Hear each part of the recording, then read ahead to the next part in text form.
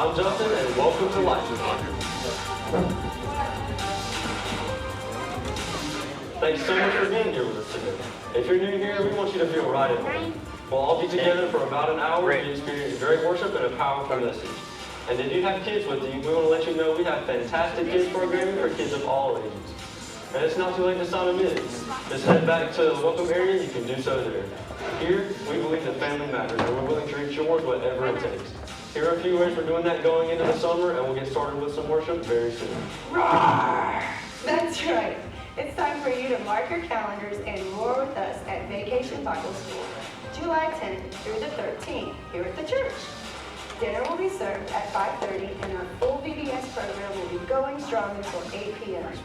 Sunday, July 14th, will be our closing program at 10:45. Our Kids and Teens Camp is coming up, and you don't want to miss it. Kids Camp will be August 4th through the 7th, and Teen Camp will be August 8th through the 12th. See Pastor Nate for details. Sunday, September 8th is our Teacher Friend Day.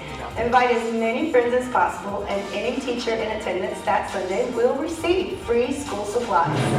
So there you have it, and be sure to check out lifespring.sc.org and our Facebook page for more events as well. If you're new here with us, we want you to fill out one of these white Connect cards and turn it into the Connect Center in the welcome area. You'll get a free gift, a call from Pastor Nate, and some of our team leaders will reach out to you as well. At this time, please stand as we begin our worship. Good morning. Woke up today, said I'll do this, and we got our teeth.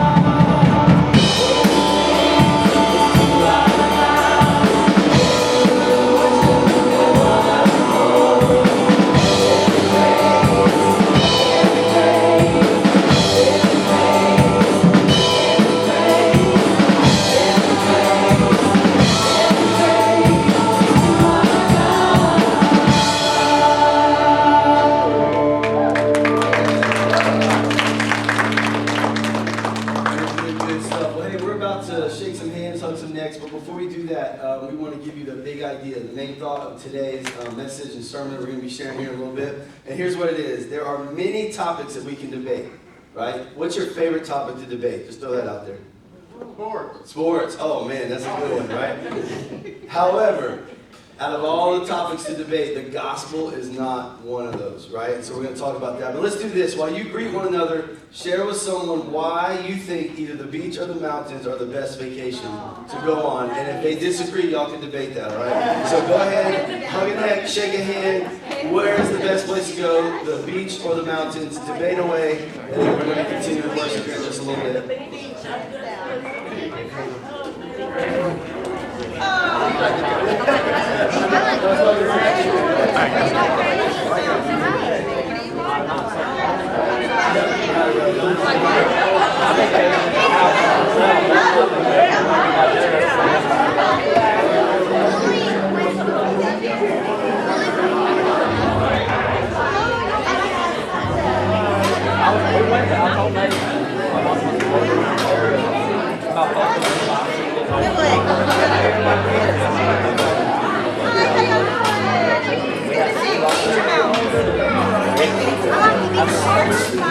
Good morning, little man. How are you? Good morning. Awesome, yeah. Your judgment. Good morning,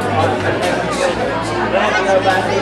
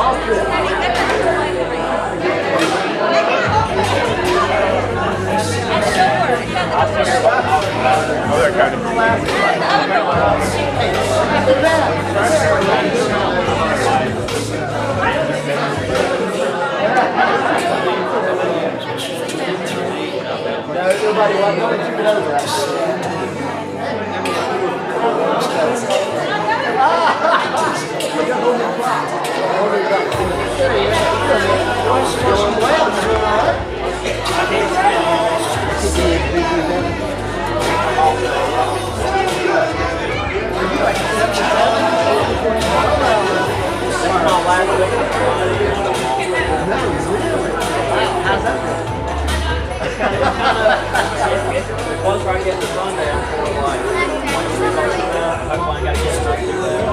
Then again, I look at stuff and get everywhere now. Never really like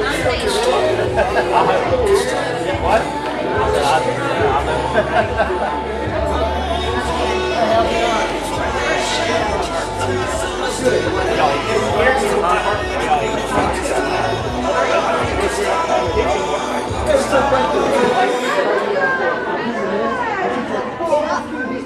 All right, you guys want to start making your way back to your seat? Let's start worshiping back in just a second.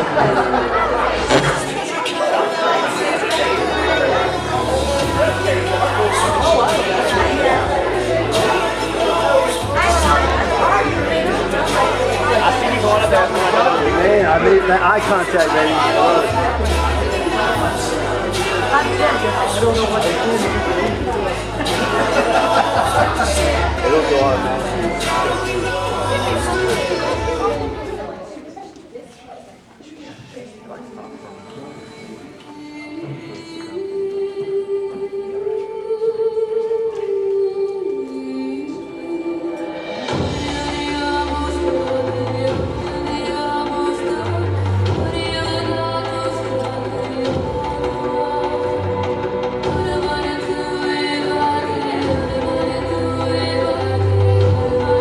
Good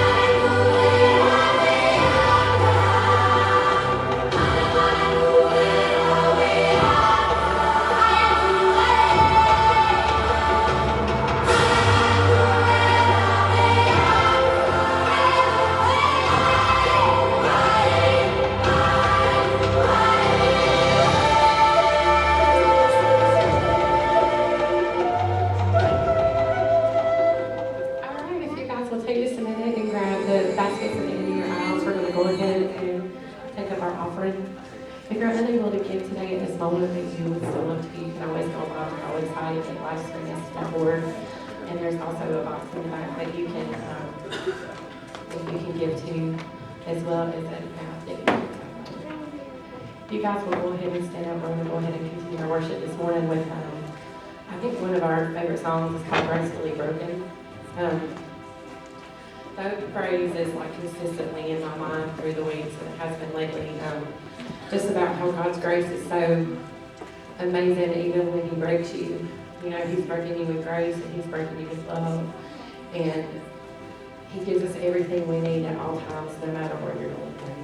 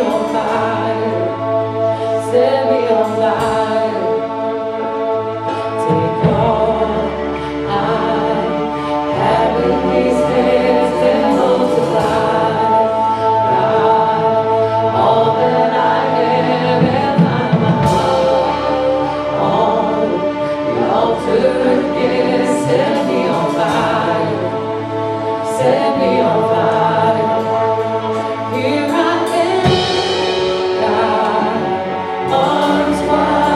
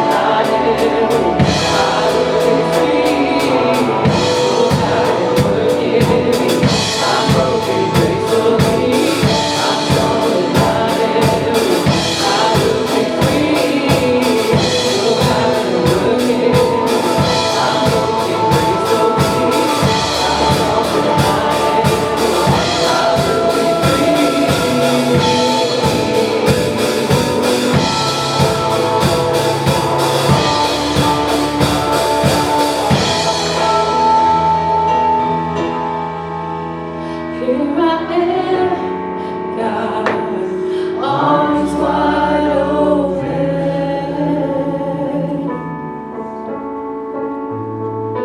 pouring out my life, gracefully broken.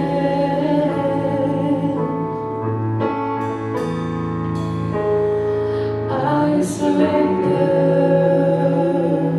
Oh, I surrender.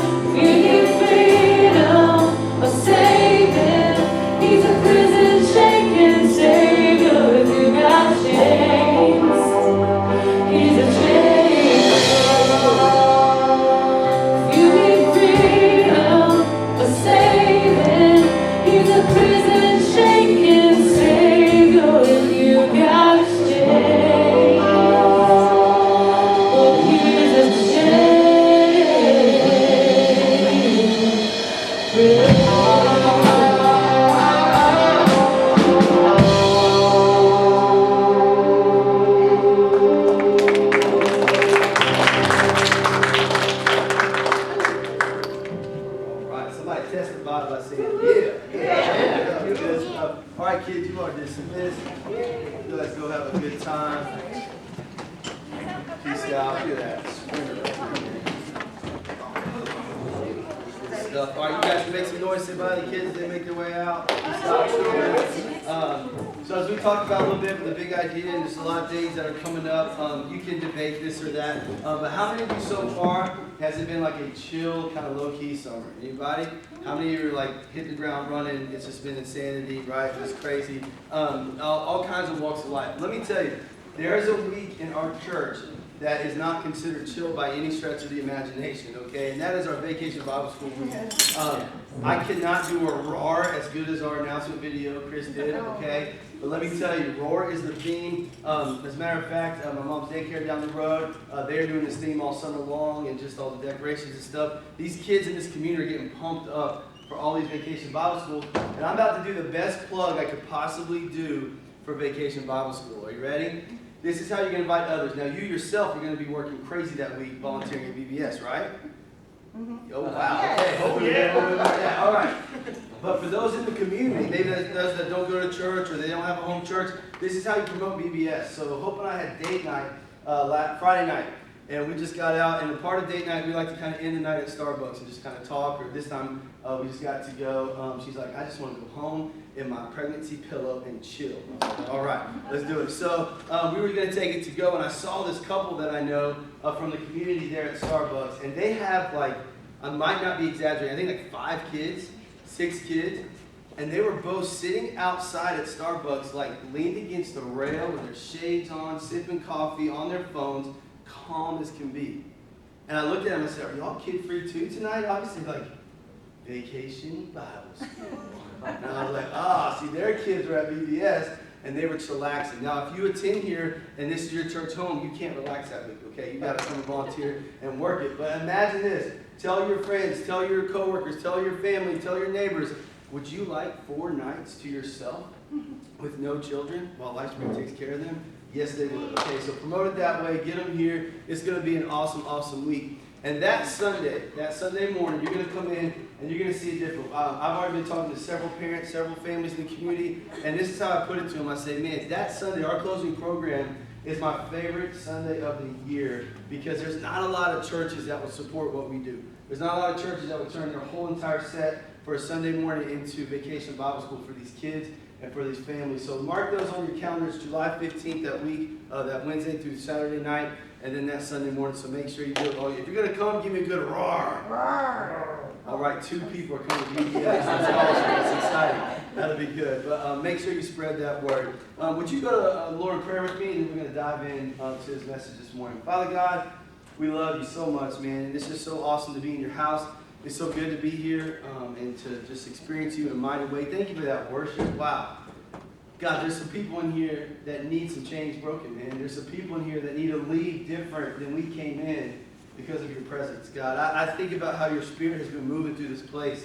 God, how you've been working in this community, working in this church. And I just thank you for that, God. And I thank you, as I say each week, man, that we are humbled and honored. And thank you for the opportunity to be used by you to spread this gospel, to spread this message, to reach as many people for you, whatever it takes. God, we love you. It's your awesome name I pray. And everybody said, amen, amen. Well, it has been a crazy couple weeks. It's been a little different. A little shout out. I think Chuck's back there teaching the kids, and Jacob's out of town. But Chuck and Jacob preached for me the last couple weeks. It was really cool. I was out of town one week, and I got back on Saturday night. So Jacob preached for me last week on Father's Day. And they both have been talking to me about each sermon. I got to listen to Chuck's online, and I got to be here in person for Jacob's on Father's Day. But it was cool how they both set each other up. Like that was so neat how the messages and the scriptures lined up with each other. So I want to encourage you big time to go back and watch the last 2 weeks. If you weren't able to be here, or if you haven't seen those, go to our Facebook page and check those out. Especially for me personally, last Sunday, being here in person and seeing the Spirit move the way it did. As you saw if you were here, things happened last Sunday that are not supposed to happen. People praying together that aren't supposed to even like each other, much less pray together. People worshiping that had never really just let free and worship before. A lot of things happened that freaked Satan out in the last few weeks, and I'm so thankful that he's freaking out. I'm so thankful that he is not liking what's happening, and I hope we can all be a part of that. But I want us to take today to Galatians. We're going to pick back up this whole summer. We're doing a series called Rooted in the Gospel. We are starting the book of Galatians. And it's so neat because Paul introduces this book, as we talked about 3 weeks ago, in a way that he doesn't usually introduce. This letter to the church in Galatia, he starts off on a different tone. And there's a sense of urgency behind what Paul has to say that we're going to focus on today. If you don't know me, let me tell you one thing about Pastor Nate. I have a terrible memory, right? I don't remember things well. If I don't tell Siri to remind me, it's not going to be reminded, okay? It's not going to happen. So I know when there are little things in my life that I remember vividly, I know they were huge. And I know it had a big impact on me. And I'll never forget, I had a job, and I stand before you, 6'3", 260 pounds, and say, I was a nanny in high school and college, okay? And let me tell you why I was a nanny in high school and college. A good friend of mine at school put it this way. I went to leave, I lived about 3 hours from home, or went to school about 3 hours from home. I said, yeah, I'm going back to babysit, to nanny, whatever. And he's like, wow, and I told him the details of the job. He goes, so wait a second. I work 5 days a week on campus in the cafeteria, and you make more money than I do taking kids to dinner and a movie for one night? Yes, I do. Okay, this was a sweet deal, all right? This was an awesome situation. This family that I was close friends with, they loved me, I loved them, and they trusted me with their 2 boys.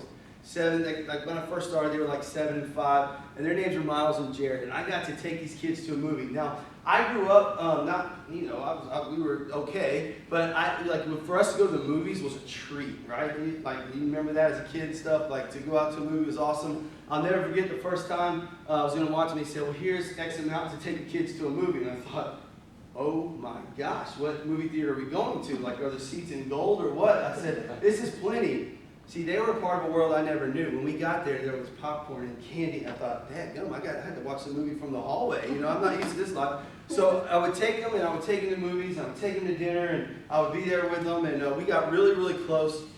And they were good boys, man, never had major issues. They were about 2 years apart. And so over the years, we had this bond, and I was always super chill and super fun. But there's one day, watching these boys, I will never, ever forget. And that was a day that we had gone to my parents' house for something during the day. It was like during the summer, I was watching them while their parents were working. And I remember going to my house, and we had this little front porch type area and a front yard. And not a real busy street, but a fairly busy neighborhood. And that moment, the youngest boy, Jared, he was about 6 years old at the time, 6 or 7. And I had that moment, I'll never forget, on my brain, where I'm standing there kind of at the door, and I see him take off across the front yard to the road. And that moment of immediate urgency, right? That moment of he heard a voice that he had never heard before.